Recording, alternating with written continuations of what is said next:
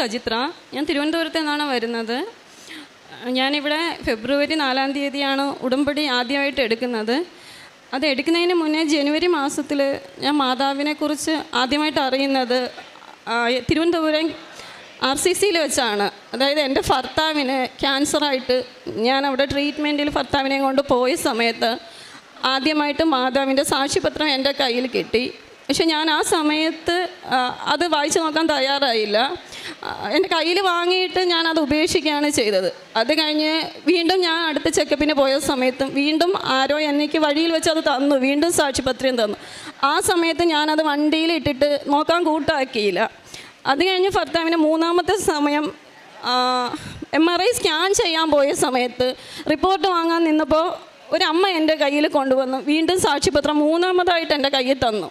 ഞാനത് ചിരിച്ചുകൊണ്ട് വാങ്ങിച്ചു. എന്നിട്ട് ഞാൻ ഓർത്തു, എനിക്ക് സമയം കിട്ടുമ്പോൾ ഇതൊന്ന് വായിക്കണം. RCC നിൽക്കുന്ന ടൈം ആകെ ടെൻഷനായിരിക്കും. നമുക്ക് റിസൾട്ട് എങ്ങനെയാണ്, ഏത് അവസ്ഥയാണെന്നൊന്നും നമുക്കറിയത്തില്ല. ആ ഒരു ടെൻഷനിൽ നിന്നിട്ട് എന്തായാലും ഞാൻ കയ്യിൽ മുറുകെ പിടിച്ചിട്ട് ഞാൻ ഇടയ്ക്ക് അവിടെ ഇരുന്ന സമയത്ത് ഒന്ന് വായിച്ചു നോക്കി. അപ്പം ഞാൻ ഒരു ഹിന്ദുവാണ്. അപ്പോൾ എനിക്ക് ക്രിസ്ത്യൻ മതത്തെക്കുറിച്ചും ഒന്നും അറിയത്തില്ല. എങ്കിലും ഞാൻ അടുത്ത ഇടയ്ക്കൊക്കെ അവിടെ ഒരു പള്ളിയിൽ പോകാറുണ്ടായിരുന്നു.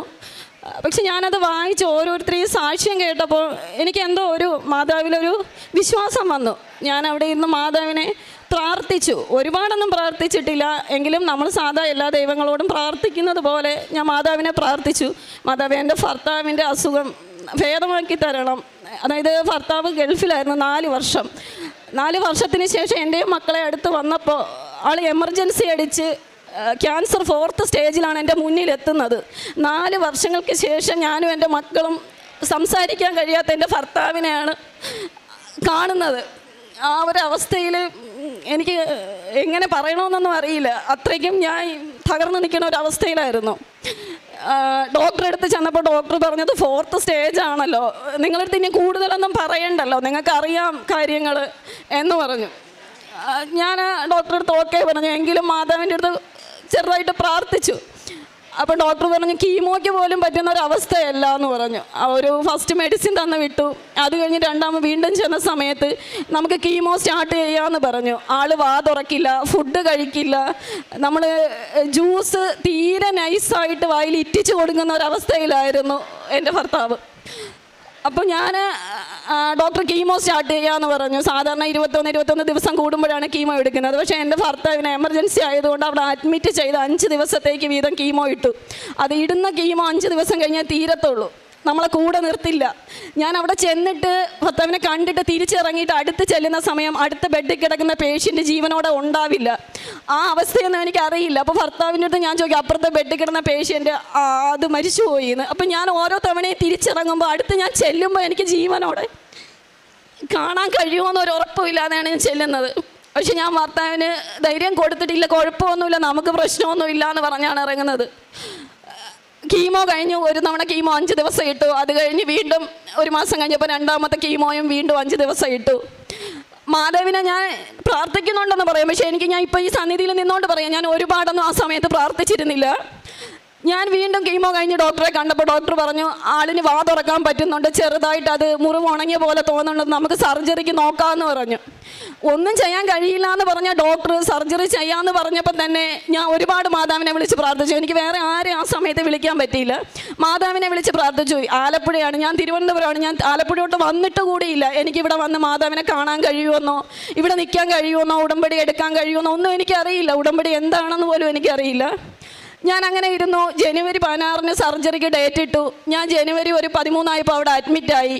നമ്മൾ പേഷ്യൻറ്റിൻ്റെ കൂടെ നമ്മളെ നിർത്തത്തില്ല, നമ്മളെ പുറത്ത് വെയിറ്റ് ചെയ്യണം. ആ ഇരിക്കുന്ന അവസ്ഥയിൽ എൻ്റെ ഒപ്പം തന്നെ എൻ്റെ അതേ പ്രായത്തിലുള്ള വേറൊരു കുട്ടിയും ഉണ്ടായിരുന്നു. ഞങ്ങൾ 2 പേരും കൂടെ സംസാരിക്കുന്ന കൂട്ടത്തിൽ മാതാവിനെ കുറിച്ച് ഞാൻ പറഞ്ഞു, ഞാൻ മാതാവിനെ പ്രാർത്ഥിക്കാറുണ്ടെന്ന്. അവളൊരു ക്രിസ്ത്യാനിയായിരുന്നു. അവളെ എനിക്ക് പെട്ടെന്ന് ബാഗിൽ നിന്ന് ഒരു മാതാവിൻ്റെ കാശ് രൂപ എടുത്ത് എൻ്റെ കൈ തന്നിട്ട് പറഞ്ഞു, നിനക്ക് മാതാവിൽ വിശ്വാസമുണ്ടെങ്കിൽ നീ ഇത് മുറുകെ പിടിച്ചോ, മാതാവ് നിന്നെ കൈവിടില്ല എന്ന് പറഞ്ഞു. ഞാൻ ആ മാതാവിനെ കൈ പിടിച്ചുകൊണ്ട് ഭർത്താവിനെ അടുത്ത് കാണാൻ പോയി. ഭർത്താവിനെ അടുത്ത ദിവസം സർജറിയാണ്. ഞാൻ മാതാവിനോട് പ്രാർത്ഥിക്കാൻ ഭർത്താവിനോട് പറഞ്ഞു. പിറ്റേ ദിവസം സർജറിക്ക് കയറ്റി.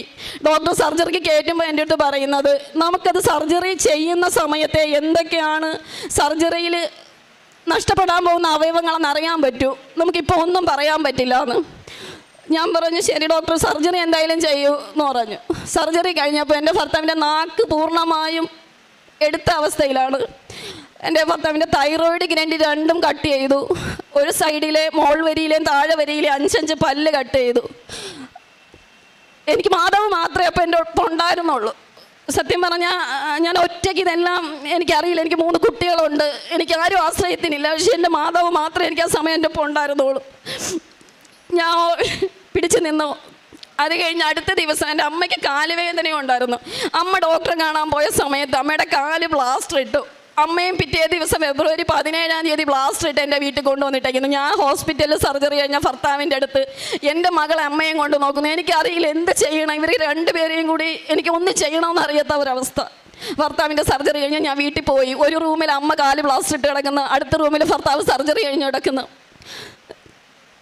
ഞാൻ മാതാവിനെ വിളിച്ച് പ്രാർത്ഥിച്ചുകൊണ്ടിരുന്നു. അപ്പം ഞാൻ മാതാവിൻ്റെ അടുത്ത് പ്രാർത്ഥിച്ചിരുന്നു. നാക്ക് പോയി, ആൾ സംസാരിക്കുമെന്ന് ഒരു ഉറപ്പുമില്ല. നാക്ക് പോയ ആളിൻ്റെ അവസ്ഥ എന്താണെന്ന് എനിക്കറിയില്ല. പക്ഷേ മാതാവേ, എനിക്ക് എൻ്റെ ഭർത്താവ് സംസാരിച്ച് കേൾക്കാൻ കഴിഞ്ഞാൽ ഏത് ലോകത്താണ് മാതാവ് ഇരിക്കുന്നതെങ്കിലും ഞാൻ ആ സമയം മാതാവിൻ്റെ മുന്നിൽ എത്തിയേക്കാമെന്ന് ഞാൻ പറഞ്ഞിരുന്നു. സർജറി കഴിഞ്ഞ് ഒരാഴ്ച കഴിയും മുന്നേ എൻ്റെ ഭർത്താവ് നാക്കില്ലെങ്കിൽ കൂടി എൻ്റെ അടുത്ത് ചെറുതായിട്ട് സംസാരിച്ചു. എനിക്ക് അത്ഭുതം തന്നെയായിരുന്നു. ഞാൻ അതിൻ്റെ അടുത്ത ദിവസം എനിക്കറിയില്ല, എനിക്ക് തേടി പിടിച്ച് ഞാനിവിടെ വന്നു. ഇവിടെ വന്ന സമയം ഉടമ്പടിയെക്കുറിച്ച് എനിക്ക് ഒന്നും അറിയില്ല. ഞാനിവിടെ വന്ന് എല്ലാവരോടും ചോദിച്ചു എങ്ങനെയാണ് ഉടമ്പടി എടുക്കണമെന്ന് പറഞ്ഞു. അപ്പോൾ രാവിലത്തെ സമയം കഴിഞ്ഞു, 2 മണിക്കേ ഉടമ്പടി എടുക്കാൻ പറ്റുള്ളൂ. ഞാൻ കയറി, എനിക്ക് തിരിച്ച് തിരുവനന്തപുരത്ത് പോകണം. പക്ഷേ എനിക്ക് അതൊന്നും പ്രശ്നമായിരുന്നില്ല. ഞാൻ 2 മണിയുടെ ഉടമ്പടി കയറി. വീട്ടിൽ എൻ്റെ കൊച്ചാണ് അച്ഛനെയും എൻ്റെ അമ്മയെയും നോക്കിക്കൊണ്ടിരിക്കുന്നത്, വേറെ വീട്ടിൽ ആരുമില്ല. ഞാനിവിടെ വന്ന് ഉടമ്പടി എടുത്ത് തിരിച്ച് ചെല്ലുമ്പോൾ എൻ്റെ അമ്മ ഈ കാല് പ്ലാസ്റ്റർ ഇട്ട സമയത്ത് മാനസികമായി തകർന്നു. കാരണം എനിക്ക് വേറെ ആരുമില്ല, എൻ്റെ ഭർത്താവ് ഈ അവസ്ഥയിലാണ്, അമ്മയും ഈ അവസ്ഥയിലായിപ്പോയി. അപ്പം ഞാനിതെല്ലാം കൂടി എങ്ങനെ മുമ്പോട്ട് പോകുമെന്ന് അമ്മയ്ക്ക് അറിയാത്തതുകൊണ്ട് അമ്മ മാനസികമായി തകർന്നിരുന്നു. അമ്മയ്ക്ക് ഉറക്കമില്ലാതെ ഉറക്ക ഗുളിക ഒരാഴ്ചയായിട്ട് കൊടുത്തുകൊണ്ടിരിക്കുന്ന അവസ്ഥയിലാണ് ഞാൻ ഇങ്ങോട്ട് വരുന്നത്. അമ്മയ്ക്ക് കാല് പ്ലാസ്റ്റർ ഇട്ടിട്ട് വേദന സഹിക്കാൻ പറ്റുന്നില്ല. ഡോക്ടർ പറഞ്ഞത് അമ്മയുടെ കാലിൻ്റെ 5 വിരൽ ദ്രവിച്ച് പോയിക്കൊണ്ടിരിക്കുകയാണ്. അമ്മ കുഞ്ഞിലെ കിണറ്റി വീണിട്ടുണ്ട്. ആ സമയത്ത് സംഭവിച്ച ക്ഷതത്തിൻ്റെ ഫലമായി പ്രായം ചെന്നപ്പോൾ ഈ ദ്രവിച്ച് പോവുകയാണ്. ഇനി സർജറി ഒന്നും ചെയ്യാൻ പറ്റില്ല എന്ന്. അമ്മ സൂയിസൈഡ് ചെയ്യുമെന്നുള്ളൊരവസ്ഥയിലാണ്. സൈക്കാട്രി ഡോക്ടർ പറഞ്ഞ് നമുക്ക് അഡ്മിറ്റ് ചെയ്യാൻ. ഞാൻ പറഞ്ഞു പറ്റില്ല, എനിക്ക് വീട്ടിൽ ആരുമില്ല, എനിക്ക് അമ്മയെ നോക്കാൻ വീട് വന്ന് നിൽക്കാൻ പറ്റില്ല, ഭർത്താവ് ഈ അവസ്ഥയിലാണ്. ഞാൻ തലേ ദിവസം ഉറക്കം ഗുളികയും കൊടുത്തിട്ട് ഞാൻ ഇവിടെ വന്ന് ഉടമ്പടി എടുത്തിട്ട് ഞാൻ രാത്രി 11 മണിക്ക് എൻ്റെ വീട്ടിൽ ചെല്ലുമ്പോൾ അമ്മ TV-യുടെ മുന്നിലിരിക്കുകയാണ്. അമ്മ ആ റൂമിൽ നിന്ന് 2 ആഴ്ചയായിട്ട് പുറത്തിറക്കാത്ത അമ്മ കാല് ബ്ലാസ്റ്റ് ഇട്ട് ആ കാലും കൊണ്ട് TV-യുടെ മുന്നിലിരിക്കുകയാണ്. ഞാൻ പറഞ്ഞു 11:30 ഗുളിക തരാം, കിടന്നുറങ്ങണ്ടേ, എനിക്കിനി ഗുളിക വേണ്ട. ഞാൻ ചോദിച്ചു കാര്യം എന്ത്? അതെന്തോ എനിക്കിപ്പോൾ കുഴപ്പമൊന്നുമില്ല, വേദന മാറി, ഉറങ്ങാനൊക്കെ പറ്റും, ഞാൻ കുറച്ച് കഴിഞ്ഞിട്ട് ഉറങ്ങിക്കോളാം. ഞാൻ മാതാവിന് ഇവിടെ 6 മണിക്ക് സാക്ഷ്യം ഉടമ്പടി എടുത്ത് സത്യം ചെയ്ത് കഴിഞ്ഞപ്പോൾ എൻ്റെ മാതാവ് എൻ്റെ അമ്മയുടെ അടുത്തെത്തി. എനിക്കത് ഉറപ്പായിട്ടും ഞാൻ വീട്ടിൽ ചെന്നപ്പോൾ അതെനിക്ക് കാണാൻ കഴിഞ്ഞതാണ്. എൻ്റെ അമ്മ ഇതുവരെ പിന്നെ ഉറക്കഗുളിക കഴിച്ചിട്ടില്ല. എൻ്റെ അമ്മയുടെ കാല് അമ്മയ്ക്ക് ഒരിക്കലും നടക്കാൻ കഴിയുമെന്ന് വിചാരിച്ചില്ല. ഇതാണ് എൻ്റെ അമ്മ. അമ്മയും കൊണ്ട് ഞാൻ മുമ്പ് ഒരു തവണ ഇവിടെ വന്നിരുന്നു. അമ്മയും കൊണ്ട് ബസ്സിൽ കയറി ഞാൻ ആ കാലും വെച്ച് ഞാൻ ഇവിടെ വന്നു. അമ്മ ഇതുവരെ പിന്നെ ഡോക്ടറെ കണ്ടിട്ടില്ല, അമ്മ ഉറക്കഗുളിക കഴിച്ചിട്ടില്ല. ഞാൻ മാതാവിൽ വിശ്വസിക്കുന്നു. എൻ്റെ മാതാവ് എൻ്റെ ഒപ്പമുണ്ട്, എൻ്റെ കുടുംബത്തോടൊപ്പം ഉണ്ട്, ഞാൻ ഉറച്ച് വിശ്വസിക്കുന്നു.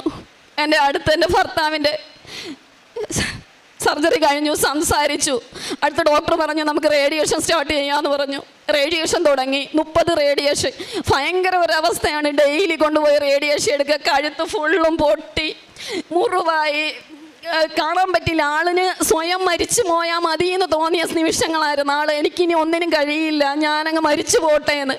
ആ സമയത്തെല്ലാം ഞാൻ മാതാവിനെ പ്രാർത്ഥിച്ചുകൊണ്ടേയിരുന്നു. രാവിലെ 5:30 എഴുന്നേറ്റ് ഞാൻ മാതാവിൻ്റെ മുന്നിൽ മുട്ടുകുത്തി പ്രാർത്ഥിച്ചു. അമ്മ എനിക്ക് ആരുമില്ല, അമ്മയല്ലാതെ എനിക്ക് ആരുമില്ല, എനിക്ക് ഒന്നും കഴിയുന്നില്ല, ജോലിക്ക് പോകാൻ പറ്റുന്നില്ല, എനിക്ക് മറ്റാരുമില്ല, അമ്മ എനിക്ക് ശക്തി തരണം.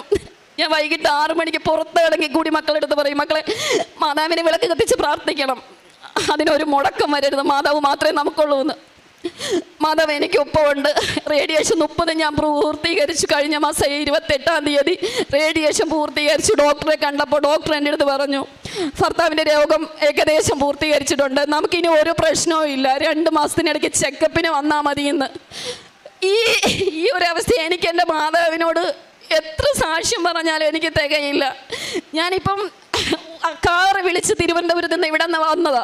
എനിക്കറിയില്ല, കാറിൻ്റെ വണ്ടിക്കൂലി കൊടുക്കാൻ പോലും എനിക്ക് പറ്റുന്ന ഒരവസ്ഥയിലല്ല. അത്രയും സാമ്പത്തികമായിട്ട് ബുദ്ധിമുട്ടി കഴിയുന്ന ഒരു വ്യക്തിയാണ്. പക്ഷേ എത്ര വില കൊടുത്തും ഈ സാക്ഷ്യം എനിക്ക് മാതാവിൻ്റെ മുന്നിൽ പറയാൻ കഴിഞ്ഞില്ലെങ്കിൽ എനിക്കത് പറ്റില്ല. കാരണം എപ്പോഴും നമ്മുടെ ഒപ്പം മാതാവുണ്ട്. ഞാനത് ഉറച്ച് വിശ്വസിക്കുന്നു. ഞാൻ ഏത് വഴിക്ക് പോയാലും എൻ്റെ മാതാവിനെ കൂട്ടുപിടിച്ചിട്ടാണ് പോകുന്നത്. എൻ്റെ കുടുംബത്തോടൊപ്പം മാതാവ് എപ്പോഴും ഉണ്ടെന്ന് ഞാൻ ഉറച്ച് വിശ്വസിക്കുന്നു. പിന്നെ കാരുണ്യ പ്രവൃത്തിയായിട്ട് ഞാൻ RCC കിടന്ന സമയത്ത് ഒരു നേരത്തെ ഫുഡിന് വേണ്ടിയിട്ട് ഞാൻ അവിടെ ഒരുപാട് കഷ്ടപ്പെട്ട്, അവിടെ 1 മാസം 2 മാസമൊക്കെ കിടക്കുന്നവർക്ക് എല്ലാ ദിവസവും ആഹാരം വാങ്ങിച്ച് കഴിക്കാൻ കാശുണ്ടാവില്ല. ആരെങ്കിലും കൊണ്ട് തരുന്നത് കാത്ത് നമ്മൾ ആ വഴിവക്കിൽ നിൽക്കും. ആരെങ്കിലും പൊതിയും കൊണ്ട് വരുമ്പോൾ നമ്മളത് കൈനീട്ടി ഓടിച്ചെന്ന് വാങ്ങിക്കും. ഇത് വാങ്ങിച്ചായിരിക്കും നമ്മൾ കഴിക്കുന്നത്. എനിക്കറിയാം, ഞായറാഴ്ച ദിവസം അവിടെ ക്യാൻറ്റീനും ഇല്ല. ഞായറാഴ്ച ദിവസം ഞങ്ങൾക്ക് ആഹാരത്തിന് ഒരുപാട് ബുദ്ധിമുട്ടാണ്. ഞാൻ എൻ്റെ ഭർത്താവിനെയും കൊണ്ട് വന്നതിന് ശേഷം എല്ലാ ഞായറാഴ്ചയും രാവിലെ എന്നാൽ കഴിയുന്ന 25 പേർക്കെങ്കിലും എനിക്ക് തീരെ ഇല്ല. എൻ്റെ മക്കൾക്ക് ആഹാരം കൊടുക്കാൻ പോലും ഇല്ലെങ്കിൽ കൂടിയും എന്നാൽ കഴിയുന്നത് ഞാൻ രാവിലെ 5 മണിക്ക് എഴുന്നേറ്റ് ഉണ്ടാക്കി, എൻ്റെ കൈ കൊണ്ടുണ്ടാക്കി ഞാൻ ഒരു 7 മണിയാവുമ്പോൾ ഞാൻ അവിടെ കൊണ്ട് 25 പേരുടെ കയ്യിലെങ്കിലും അത് കൊടുക്കും. എനിക്കത് കൊടുത്തിട്ട് ഓരോ ആളിൻ്റെ മനസ്സിൽ കാണുന്ന സന്തോഷം കിട്ടുമ്പോൾ, മാതാവിന് വേണ്ടി നമ്മൾ എന്ത് ചെയ്താലും നമുക്കതൊന്നും ആവില്ല. പക്ഷേ എനിക്ക് അത്രയെങ്കിലും മാതാവിന് വേണ്ടി ചെയ്യാൻ അത്രേ പറ്റുള്ളൂ. എനിക്ക് ഒരുപാട് ചെയ്യണമെന്ന് ആഗ്രഹമുണ്ട്. ഈ സാക്ഷ്യം പറയാൻ വേണ്ടിയാണ് ഞാൻ ഇവിടെ വന്നത്. ഇവിടെ ഇരിക്കുന്ന എല്ലാവരും വിശ്വസിക്കണം, മാതാവ് നമുക്കൊപ്പം ഉണ്ട്. എനിക്ക് ഒരു 8 മാസം മുന്നേ എൻ്റെ കൂട്ടുകാരൊക്കെ പറഞ്ഞു, ആളിൻ്റെ അവസാനത്തെ ആഗ്രഹം സാധിച്ചു കൊടുക്ക് നീ എന്ന് പറഞ്ഞ ആളിനെ കൂട്ടുപിടിച്ച് ഞാനിവിടെ നിൽക്കുന്നു. ഒരിക്കലും മാതാവ് കൈവിടില്ല. ഉറപ്പായും നമ്മളൊപ്പം മാതാവ് ഉണ്ടാവും. നമുക്ക് കരങ്ങളടിച്ച് ദൈവത്തിൻ്റെ നാമത്തിന് മഹത്വപ്പെടുത്താം. ഈ ഒരു സാക്ഷ്യം വളരെ വ്യക്തമായിട്ടും കൃത്യമായിട്ടും പറഞ്ഞു. ഇപ്പം തൻ്റെ ജീവിത പങ്കാളിയുടെ അമ്മയുടെയും സാക്ഷ്യമാണ്. അപ്പം ഈ കാനായിലെ കല്യാണ വിരുന്നിൽ അമ്മ ഒരു ക്രിട്ടിക്കലായിട്ടുള്ള സാഹചര്യത്തിൽ ഇടപെട്ടു എന്നുള്ളൊരു വിശ്വാസത്തിൻ്റെ അടിസ്ഥാനത്തിലാണ് ഉടമ്പടിയുടെ ഏറ്റവും ബേസ് ഉള്ളത്. നമ്മുടെ ഏതൊരു സാഹചര്യത്തിലും മാതാവിന് ഇങ്ങനെ ഒരു വ്യക്തിയുടെ ജീവിതത്തിൽ ചെല്ലുവാനായിട്ടുള്ളൊരു ദൈവ അധികാരം അത് സ്വർഗീയ പിതാവ് നൽകിയിട്ടുണ്ട്. നമ്മൾ നന്മ നിറഞ്ഞ മറിയുമെന്ന് പ്രാർത്ഥന ചൊല്ലുമ്പം നമ്മൾ അവസാനം പ്രാർത്ഥന എൻ്റെ മരണസമയത്തും ഞങ്ങൾക്ക് വേണ്ടി അപേക്ഷിക്കണം. അത് മരണസമയമാണെങ്കിലും ഏത് സമയമാണെങ്കിലും മാതാവിന് നൽകപ്പെട്ടിട്ടുള്ളൊരു അധികാരമുണ്ട്. ഒരു പക്ഷേ ഉടമ്പടിയിലേക്ക് വന്നതിന് ശേഷം നമ്മൾ ഈ സാക്ഷ്യങ്ങളൊക്കെ ഇങ്ങനെ പരിശോധിക്കുമ്പം നമ്മളത് അഡ്രസ്സ് ചെയ്ത് പ്രാർത്ഥിക്കുമ്പോൾ മാതാവ് ഇത് ഓണർ ചെയ്യുന്നുണ്ടെന്നത്. അതിപ്പോൾ ഈ ഒരു സാക്ഷ്യമൊന്നുമല്ല, ഒരുപാട് പേര് ഇപ്പോൾ നേരത്തെ വന്ന കുഞ്ഞും വെൻറ്റിലേറ്ററിലായിരുന്ന ചെറുക്കനാണ്. അപ്പോൾ അവരെയൊക്കെ ഈ മാതാവ് ഇങ്ങനെ പിടിച്ച് ഉയർത്തി ജീവിതത്തിലേക്ക് തിരികെ കൊണ്ടുവരും. അമ്മ ഈ ലോകത്തിനോട് പറയാൻ ആഗ്രഹിക്കുന്നത് ദൈവം നൽകിയിട്ടുള്ള ഈ ഒരു അധികാരത്തിനെക്കുറിച്ച് ലോകത്തിന് മുമ്പിൽ വീണ്ടും ഓരോരോ ദിവസവും ഓരോരോ സാക്ഷ്യത്തിലൂടെ പ്രഖ്യാപിക്കുകയാണ്. ഇപ്പോൾ രണ്ടാമത്തേത് ഈ ഒരു സഹോദരി ഉടമ്പടി എടുത്തിട്ട് അത് വായിച്ചെടുക്കണത്. ഉടമ്പടി എടുത്തിട്ട് അത് അവിടെ ചെന്നപ്പോൾ ഉടമ്പടിയിലെ പ്രേക്ഷിത പ്രവർത്തനത്തിൻ്റെ ഭാഗമായിട്ട് ആരോ ഒരു 2-3 പേര് ഉടമ്പടിയുടെ പത്രം, അത് ഉടമ്പടി നമ്മുടെ കൃപാസനത്തിലെ പത്രം കൊടുത്ത് പിന്നീട് ആ പത്രത്തിന് വായിച്ച് അതിൻ്റെ ഒരു ബോധ്യത്തിലാണ് ഇങ്ങോട്ട് വരുന്നത്. അതുകൊണ്ടാണ് ഒരു പക്ഷേ നിങ്ങൾ വിശ്വസിച്ചാലും ഇല്ലെങ്കിലും